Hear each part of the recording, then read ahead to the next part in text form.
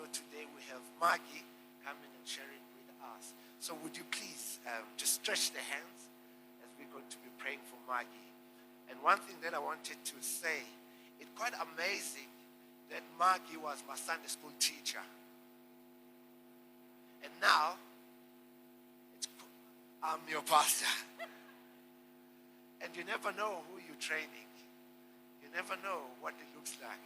So probably now we can see how my Sunday school teacher as she's sharing the word of God. But we thank you, Jesus, for Maggie. We bless her. I pray, Lord, as she's sharing your word, and she will be the one that you're using her through your word speaking. And we bless her. We thank you for a heart and for a serving in this church. And we love you, Jesus. Amen. Thank you, Zolani. Morning, everybody. When I first heard the story of Martini, I wanted to share it with Samantha. And it's amazing, God knew that. And I didn't even pray about it. And here I am. Okay, I'm going to set the scene. It was the time of the Christian persecution, especially in Rome. In that place, the Colosseum, Christians were really, really badly persecuted. And the Roman conquerors, they conquered Europe, and they conquered England, and everywhere you go, there are mosaics and auditoriums and colosseums and goodness knows what. And they had a god for everything. Amanda mentioned this. They had Jupiter, the king of the gods, the god of thunder and lightning. They had Vesta, his sister, can you imagine, who was the god of hearth and home. And then they had Apollo, the god of music and archery, and so it went on. And they always had to have sacrifices to appease these gods. And into this melee of debauchery, violence, and goodness knows what came Christianity. Now think about it. The Romans had all these gods. They could worship. They had to sacrifice to them. And here came Jesus. Christians worshipped a person who walked on the earth. Okay, he walked as a man, and he claimed to be God, and there was just one true God. Then he was swapped for a criminal. And then he was crucified on a cross, which is where criminals were crucified. And then these Christians say that you've got to eat his body and his blood. And then they claim this God was the only God. Now Nero worshipped, ruled Rome, and he was mean and nasty. He hated the Christians. And he would cover them in animal skins and let the dogs eat them at his garden parties. And he hated Christians with an absolute passion. And into this world of persecution and pain came Martini. She and her family were summoned from Carthage, where she was evangelizing, so she knew them. And her eldest son was in the Roman army. And he was told that if he betrays Christians, he can get all their wealth. And he didn't, and he went to prison and he was killed. And Martini, Nero said, you've got to go to my daughter, and you've got to talk to her. And he was convinced Martini would be converted to paganism because of the riches of his daughter. And the opposite happened, because she knew her God, and she was an evangelist at heart. And they became Christians. And so she was imprisoned, and Nero gave her one more chance. Said, you deny your God, and I will set you free. So then she said no, and she was thrown in a well. And Martini, who died and went to the Lord in a Roman well, he met her in a Samaritan well. And I've asked David to come and read the woman at the well.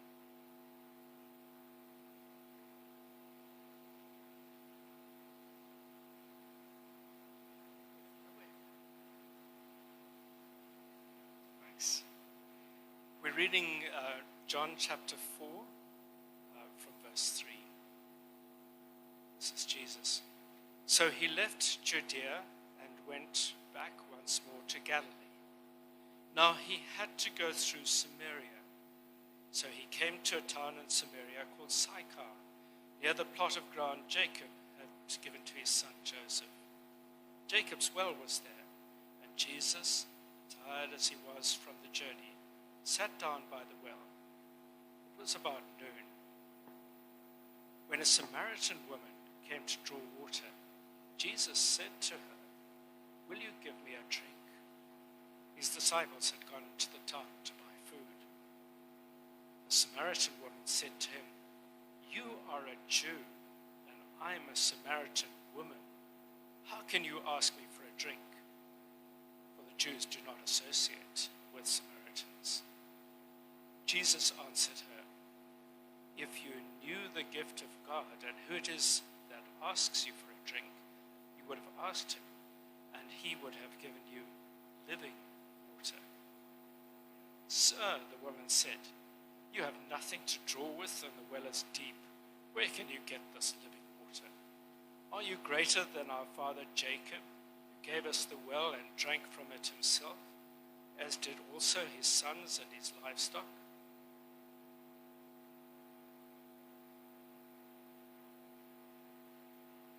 Jesus answered, "Everyone who drinks this water will be thirsty again, but whoever drinks the water I give them will never thirst. Indeed, the water I give them will become in them a spring of water welling up to eternal life." The woman said to him, "Sir, give me this water so I won't get thirsty and have to keep coming here to draw water." He told her, "Go, call your husband and come back." "I have no husband," she replied. Jesus said to her, "You are right when you say you have no husband. The fact is, you've had 5 husbands, and the man you now have is not your husband. What you've said is quite true." "Sir," the woman said, "I can see you are a prophet. Our ancestors worshipped on this mountain, but you Jews claim that the place where we must worship is in Jerusalem." "Woman," Jesus replied, "believe me, a time is coming when you will worship the Father neither on this mountain nor in Jerusalem. You Samaritans worship what you do not know. We worship what we do know, for salvation is from the Jews. Yet a time is coming and has now come when the true worshippers will worship the Father in the Spirit and in truth, for they are the kind of worshippers the Father seeks. God is Spirit, and his worshippers must worship in the Spirit and in truth." The woman said, "I know that the Messiah, called Christ, is coming. When he comes, he will explain everything to us." Jesus declared, "I, the one speaking to you, I am he." Just then the disciples returned and were surprised to find him talking with a woman, but no one asked, "What do you want and why are you talking to her?" Then, leaving her water jar, the woman went back to the town and said to the people, "Come, see a man who told me everything I ever did. Could this be the Messiah?" They came out of the town and made their way towards him. Meanwhile, the disciples urged him, "Rabbi, eat something." But he said to them, "I have food to eat that you know nothing about." Then his disciples said to each other, "Could someone have brought him food?" "My food," said Jesus, "is to do the will of him who sent me and to finish his work. Don't you have a saying, 'It's still 4 months until harvest'? I tell you, open your eyes and look to the fields. They are ripe for harvest. Even now the one who reaps draws a wage, and the harvesters a crop for eternal life, so that the sower and the reaper may be glad together. Thus the saying, 'One sows and another reaps' is true. I sent you to reap what you have not worked for. Others have done the hard work, and you have reaped the benefits of their labor." Many Samaritans from that town believed in him because of the woman's testimony. He told me everything I did. So when the Samaritans came to him, they urged him to stay with them, and he stayed 2 days. Because of his words, many more became believers. They said to the woman, "We no longer believe just because of what you have said, for we have heard for ourselves, and we know that this man really is the Savior of the world." He reads so beautifully, doesn't he? This is an encounter of love and kindness. It's not an encounter of judgment. It's an encounter, although Jesus touches on her sin, it's an encounter of love. And Jesus came first to the Jews and then to the Gentiles. And just to set the scene of John, he'd been baptized in the Jordan. Public, it was totally public. Everybody knew that the Holy Spirit had come and the Father had said, "This is my beloved Son, in whom I'm well pleased." Then he went to a quiet place. He went to Canaan in Galilee to a wedding. A wedding is a private thing, and he turned the water into wine. Then he's back in Jerusalem. I mean, Jesus traveled. It's incredible when you read the scriptures, you see, and he walked up and down, this way and that way, throughout Israel. Then in Jerusalem, constant badgering by the Pharisees, badgering by people who want to be healed, drama, noise, it's a city. And there he goes into the temple, and he says, "Enough of this, enough." And he takes a whip, and he gets rid of the money changers and all those corrupt guys who are selling dodgy lambs and all the rest of it. And he knew this was not the Passover to tackle the Pharisees. It wasn't the right one. So now he decides, I'm going off to Galilee. I'm going to the country. I'm going to where it's quiet. But he has to go through Samaria. I actually believe God said to him, "I've got an appointment to you." And he does what his father said. So I said to myself, who are these Samaritans? So they were a religious sect of ethnic Jews. And they worshipped on Mount Gerizim, and the Jews worshipped in Jerusalem. And they say they came from Ephraim and Manasseh, which were Joseph's 2 sons. And they read Genesis, Exodus, Leviticus, Numbers, and Deuteronomy. That was all. And then the Jews read from Genesis to the end of Malachi, and Christians read from Genesis to the end of Revelation.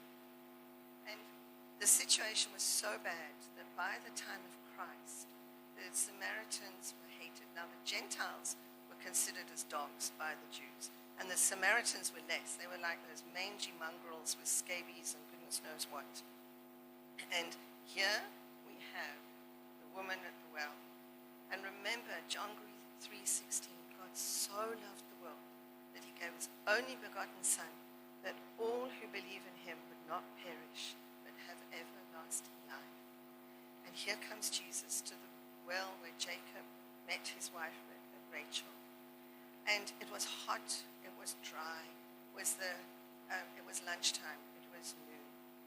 And here the Son of God, he was hot, he was thirsty, he was dusty, and he sat down by the well because he wanted to drink. And I love his disciples, I just love them. They said, no, we're hungry. We're going to buy food. You know, they're really of the earthy. And another time they wanted to call fire down from heaven and destroy these Samaritans. You know, they're going to do the job themselves, get rid of them. And Jesus went, no. And men did not draw water from the well in that culture. And along comes a Samaritan woman. I believe God knew. He orchestrated all this. And she was coming to draw water. And she wasn't wealthy. She would have been a servant. And now Jesus, a Jew, not only Jew, the Son of God, he must have had something amazing about him, says to her, "Give me a drink." Shock and horror. How can he speak to me?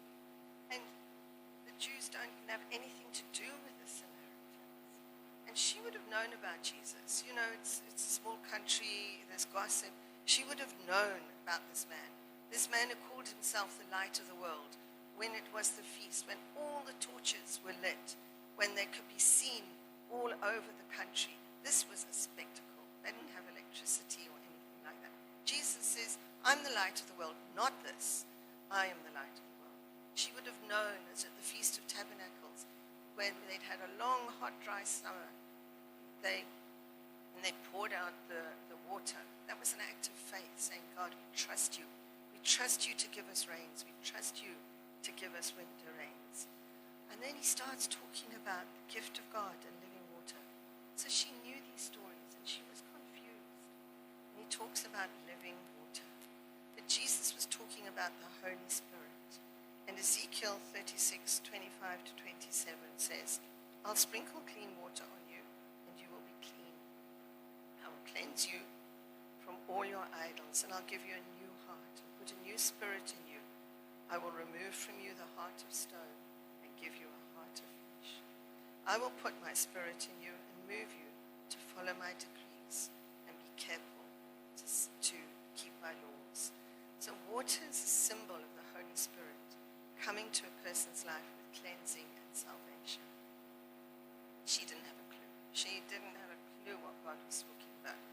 And then she goes on and talks about, Jesus talks about drawing water and not thirsting again. And she just doesn't know what this is. And he talks about an everlasting life. And then she sort of gets it. She doesn't want to keep coming to the well. She's alone. She's lonely. She doesn't come with all the other women. And she says, Jesus, give me this water so I don't have to thirst again. But what she was really saying was, so I don't have to come to this well in the middle of the day when I'm all alone. And Jesus simply says at that point, go and find your husband. Go and bring your husband. And I thought about this, and in that culture, maybe she was a child bride. Maybe her husband didn't like her. Maybe he just divorced her. Maybe he was cruel. And then she sort of said, I'm done with husbands. I'm just going to live with a man. And which is what she did. Perhaps she was widowed. Perhaps she had the pain and the grief of burying her husband. And God knows. He talked about her husband. And he knows everything about us. And he wants to set us free from our hidden sins. She couldn't hide anything. Because he says, you've said well. You said, you've had 5 husbands, but you haven't got one. In that you spoke truly. We're now too close to home. We're now hitting on her sin. We're now hitting on what's hidden from the Son of God. And maybe that's how we are. God comes and he says, what about this? Or what about that? And we go, no, I'll sort that out later. Right now I'm going shopping or whatever we do. And then to dodge the question, to dodge what he's talking to us about, she says, now where should we worship? Should we worship here or should we worship in Jerusalem? I mean, totally irrelevant. It changed the conversation. Jesus says, I love Jesus, he's so pragmatic. It doesn't matter where you worship, but you must worship who you know. The Jews know who they worship because salvation is from the Jews. And the important thing Jesus said, the hour is coming and true worshippers will worship in spirit and in truth. And the Father is seeking such that worship him. And I thought about this. I've often thought about it. And this is my understanding.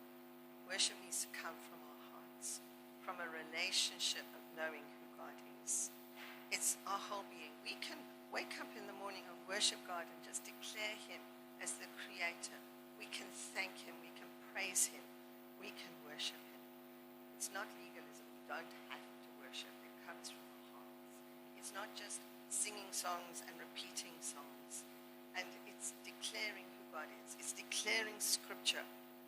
And it's part of loving God with the whole being. The Pharisees were more concerned with appearance and what they were doing than relationship with God. And that's why Nicodemus is so unusual. And true worshippers are born again.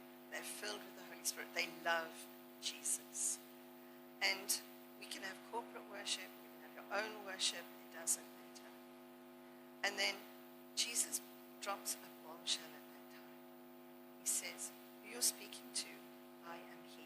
Can you imagine the shock and the silence? Here she is, a Samaritan woman, outcast, hurting, and the Son of God comes. And into this revelation burst the disciples, and for once they are quiet. I find that quite a miracle because they always got something to say. And they'd been to the city, and she goes to the city, and she comes back. She says to the men in the city, which took a lot of courage, come and see a man who told me the things I ever did. Could this be the Christ? And they followed her back to the well where the disciples were. Now here are Jesus' disciples. They go to the city. They're only interested in food. And they don't even talk to anybody, about Jesus. She has met him. She's discovered this is the Son of God. And she's now gone and she's going to speak about it because she knows that this is God's Son. And many Samaritans believed in Jesus because of the woman who testified. He told me all that I ever did. And her role in meeting Jesus must have changed. It must have elevated her in society. And in consequence, many of the Samaritans believed in him because of the word of the woman who testified. He told me everything I ever did. God loves us. You cannot hide anything from him. He loves us. And if he pinpoints anything in your life, I want to encourage you to deal with it. He wants to set us free. He wants to deliver us. He wants to heal us. He wants to heal our relationships.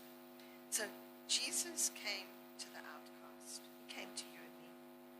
And he stayed in the Samaritan town of outcasts of outcasts for 2 days. And he was away from the Pharisees because they wouldn't come anywhere near him. There he preached. They preached the love of God. And then he left and he went to Galilee. And you know what? We can also sit by the well. We can sit by the well and read the Bible. And if it isn't there, it's here on your phones. Forget about TikTok. Read the scripture. And allow him to pinpoint what he wants us to do. And his words are powerful enough to bring people to salvation. And read your Bible. Get to know scriptures. God will bring them. And you can weave them into your conversation. You don't have to say, the Bible says. I want to tell you about a story. I was going on a plane to Cape Town. And there was a Muslim man sitting next to me in a gown. And I said to the Lord, Lord, this is too good an opportunity to miss. So I don't know what I started to talk about. Well, we had this long conversation. And I said to him, just a minute, I've got a Bible because they're people of the book. And they really respect the book. And it was an enormous Dorling Kinsersley family Bible, big thing, thick, just the book. And I got it out of my hand luggage and we looked at it. And at the end, he said, that was the best conversation I've ever had. Can you imagine a Muslim man talking to an infidel woman, probably without a shirt, without sleeves on, wearing trousers? I mean, it's just not on. It's probably worse than the Samaritan woman. And then he says to me, I'm going to pray for you. I said, no, Lord, please, no. I don't want that. Yeah.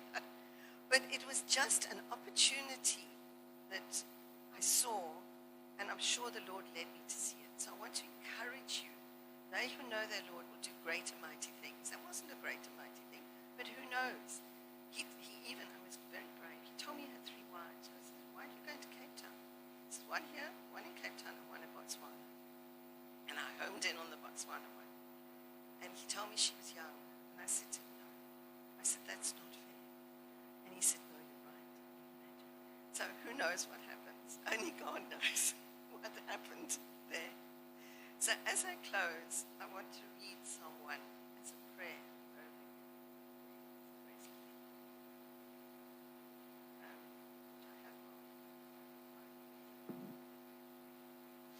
Okay, Father, your word tells us that blessed is the man who walks not in the counsel of the ungodly, nor stands in the path of sinners, nor sits in the seat of the scornful.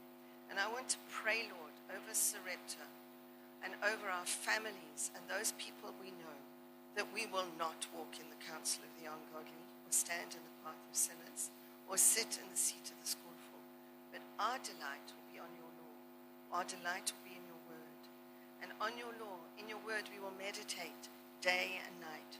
And we will be like trees, like a forest, planted by the rivers of water, your living water, that brings forth in its fruit in its season. Our leaves will not wither, and whatever we do will prosper. And Lord, your word declares, and we join that, the ungodly are not so. They are like the chaff which the wind blows away. They will not stand in the judgment, nor sinners in the congregation of the righteous. For the Lord knows the way of the righteous, and the way of the ungodly will perish. And so, Lord, we declare that is true. And the righteous will flourish like a palm tree and grow like a cedar in Lebanon.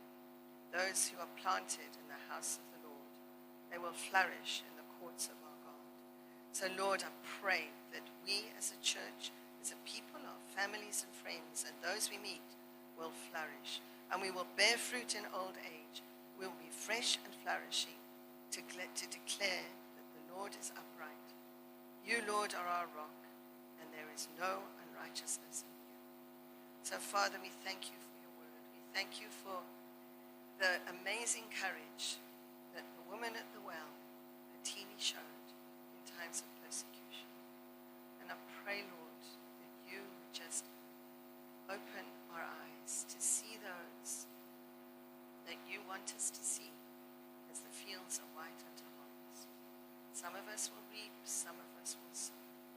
But may you give us the words, and may we be sensitive to your word, to you talking to us as we go through our lives.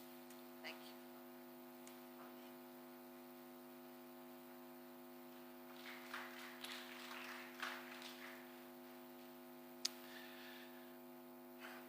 Yes, you can. Bless you, Maggie. Thank you so much. It's wonderful. I just love that story. It always makes me realize when you've met with Jesus, you cannot stop telling about him. You go and shout everywhere because he's an amazing person. But bless you. We're just going